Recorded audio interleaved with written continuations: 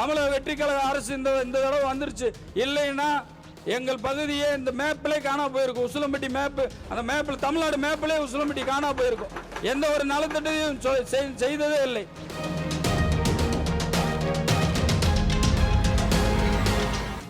ஒரு வேதனையான விஷயம், அதை நான் இந்த இடத்தில் கூற வேண்டும்.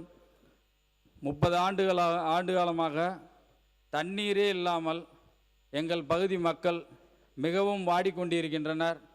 இரு பெரும் ஆளும் அரசுகள் என்று கூறிக்கொண்டு இருக்கும் அவர்கள் தண்ணீரை தராமல் அவர்கள் செய்த சாதனை ஒன்று. எங்கள் மக்களின் வேதனை மட்டும்தான் அவர்கள் செய்த சாதனை. ஏனென்றால் 58 கால்வாயிலிருந்து தண்ணீர் தரவில்லை என்றதை இங்கே கூறிக்கொள்கிறோம். உட்காருங்க உட்காருங்க. அதே போல ஆட்டாதீங்க, உட்காருங்க உட்காருங்க உட்காருங்க உட்காருங்க உட்காருங்க உட்காருங்க உட்காருங்க. அதே போல உட்காருங்க அதே போல உட்காருங்க உட்காருங்க உட்காருங்க. 58 கால்வாயில் இங்கு வல்லரசு அவர்கள் கொண்டு வந்தார்கள். அவர் பெயரையும் சூட்ட வேண்டும். முன்பு இருந்த ஆட்சியாளர்கள் இருந்தாலும் சரி, இத்தனை ஆண்டு காலம் வந்தாலும் சரி, தண்ணீரை ஒரு அடிப்படை தேவை, தண்ணீரை கொடுக்கவில்லை என்பது எங்களது குற்றச்சாட்டு கிடையாது. எங்கள் மக்களின் வேதனையை நான் கொடுத்து கொண்டே ஆக வேண்டும். உட்காருங்க. அதே மாதிரி அந்த 58 கால்வாயை நீங்கள் கொண்டு வந்தாலும் அந்த தொட்டி பாலத்தை நாங்கள் தான் கட்டி கொடுத்தோம் என்று சொன்னாலும் அதற்கு தண்ணீரை நீங்க கொண்டு வரவில்லை என்பதுதான் மக்களுடைய வேதனை. பேசி முடிச்சோம்.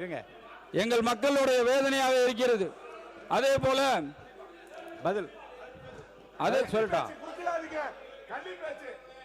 அதே போல 58 கால்வாயை முடிச்ச பிறகு சொல்லுங்க. நானா வாய்ப்பு தரேன்னு சொல்றேன். 58 கால்வாயை நிறைவேற்றி விட்டோம். 58 கால்வாய் ஆசியாவிலே மிகப்பெரிய தொட்டிப்பாலம் அமைத்தோம் என்று கூறிக்கொண்டால் மட்டும் போதாது, அதில் தண்ணீர் வர வேண்டும். இதில் வேடிக்கையான விஷயம் என்னவென்றால், வைகை அணையில் போன வருடம் 4 முறை வெள்ள அபாய எச்சரிக்கை விட்டாங்க. ஆனால் 4 முறையும் ஒரு உபரி நீரை கூட எங்க பகுதி மக்களுக்கு அவங்க கொடுக்கவே இல்லை. அதுதான் பெரிய வேதனை. தண்ணியே இல்லை. இந்த வேதனை எங்க சொல்றது? நாங்கள் அந்த மாமன்றத்தில் தான் சொல்லணும்.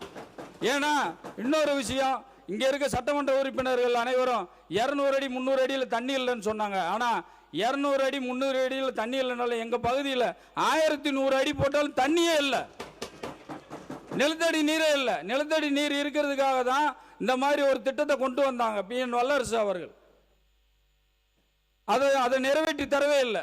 இந்த தண்ணி இல்லாம இங்க மக்கள் ஒரு 5000 ஆரம்பிச்சாங்க. ஒரு 30 வருஷத்துல இருந்து இன்னைக்கு 20,000 குடும்பங்கள் வெளி மாநிலத்தில் போய் வேலை பார்த்துட்டு இருக்காங்க. இந்த மக்கள் எல்லாம் வெளி மாநிலத்தில் வேலை பார்க்கறதுக்கு ஒரு அடிப்படை வசதி, ஒரு விவசாயிகள் தண்ணி இல்லாம இருக்காங்கன்றது எங்களோட கோரிக்கை. அது ஒரு பிரதான கோரிக்கை. எங்க மக்கள் ரொம்ப வேதனையான விஷயம். ஒரு விஷயத்தை கூட செஞ்சதில்லை.